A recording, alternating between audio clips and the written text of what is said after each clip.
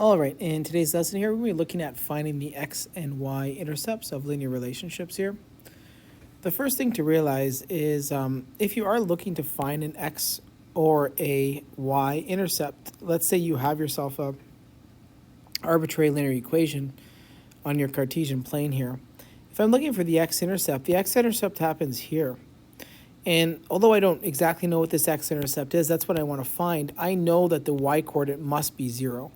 In fact, any point on your x-axis, if you're looking for the x-intercept, has the characteristic its y-coordinate. We don't know the x, that's what we want to find, but I know that for every single one of these points, I know the y-coordinate is 0.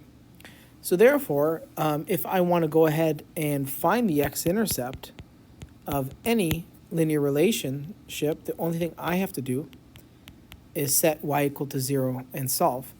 And likewise, the same thing exists the other idea. If I'm looking to find my y-intercept for any question, I have the condition that the x value is 0 and the y value is sort of what I'm looking to find.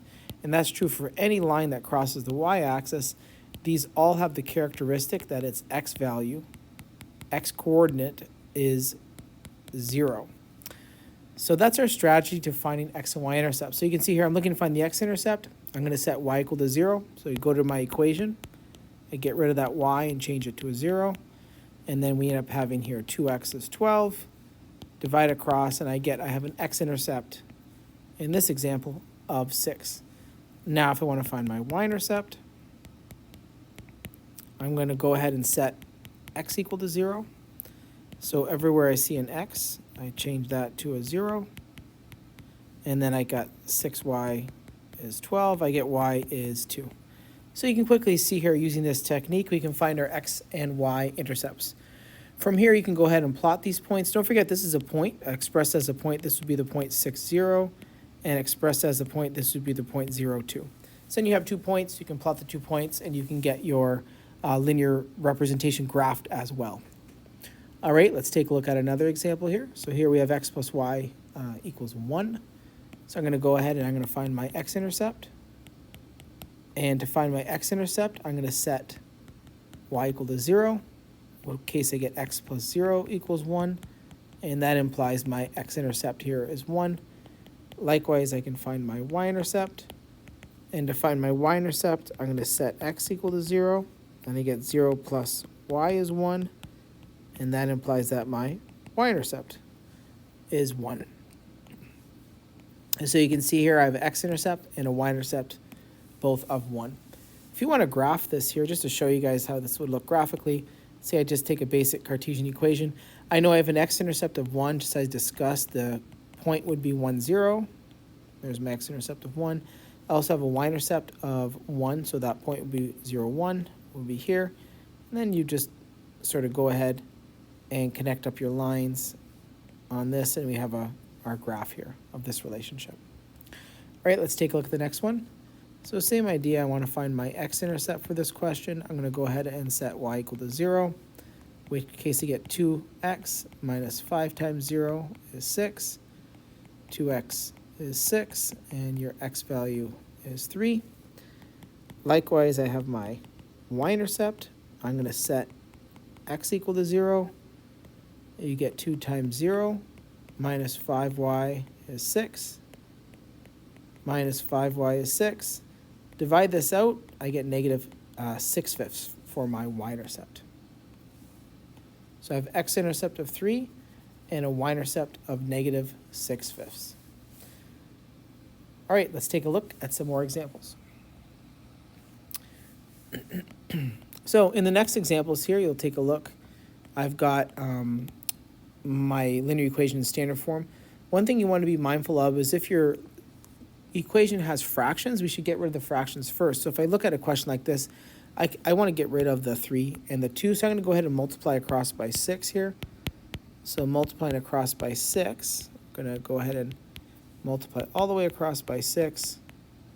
And by doing so, this reduces, right? You can see here the 6 and the 3 reduced to become a 2, 6 and the 2 reduced to become a 3.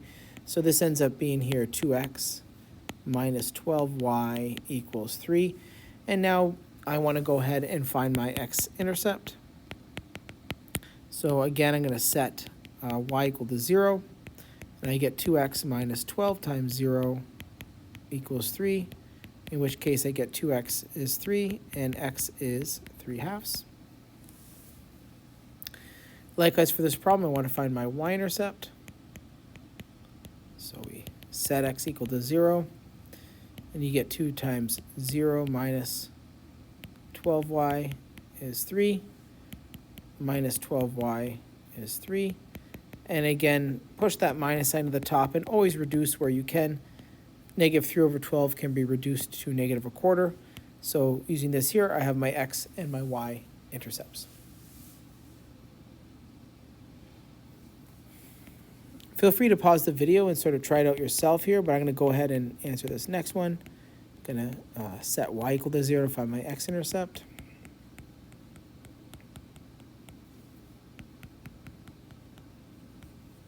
X-intercept of 14. And then for my y-intercept, I set x equal to 0.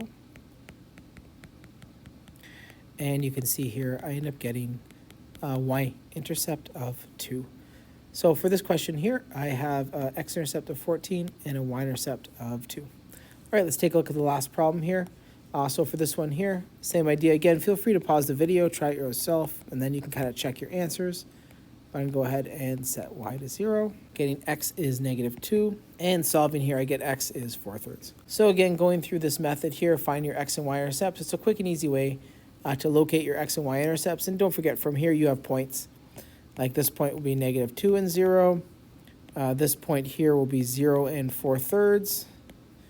And again, sometimes the points are messy. Like 0 and 4/3 is a little more difficult to graph on a grid paper.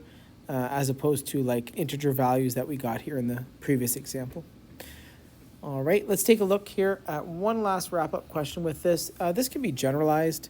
So if you take a look, this is the equation of a line in standard form with arbitrary a, b, and c values. And if we go ahead and like given this, I say, okay, well, what is the x-intercept in general? If I go to find the x-intercept in general, I'm going to set y equal to 0. And I'll have ax plus b times 0 plus c is 0. Because you're multiplying the b value by 0, I'm left with ax plus c is 0. Again, I'm looking to solve for x. So I'm going to move that c first, then finally divide across by a, and I get x equals negative c over a as a general form for this equation here. And likewise, take the same equation. I'm going to find my y-intercept. And the y-intercept happens when x is 0. So you go to your equation. You take a times 0 plus by plus c is 0. And this time we get by plus c is 0. I get by is negative c. Y is negative c over b. And I have my general form for my y-intercept. So that means that if you do have an equation in standard form, then your x-intercept will always be equal to negative c over a, and your y-intercept will always be equal to negative c over b. So x-intercept is always negative c over a, and y-intercept always negative c over b. We can see that with an example here. If we grab one of these examples, let's say we take the one right here. Let's say we take the x plus 7, y equaling 14, and suppose we apply our formula that we've created to this one. You'll see you should get the same answers here. So my x-intercept is going to be negative c. Now this is not in standard form yet. I have to bring this over. And now this is in the standard form that we wrote. So it's going to be negative c. So negative c all over a, which is 1. And I get an x-intercept of 7, which is what we had gotten. And then for my y-intercept is going to be negative c, so negative 14, over your b value.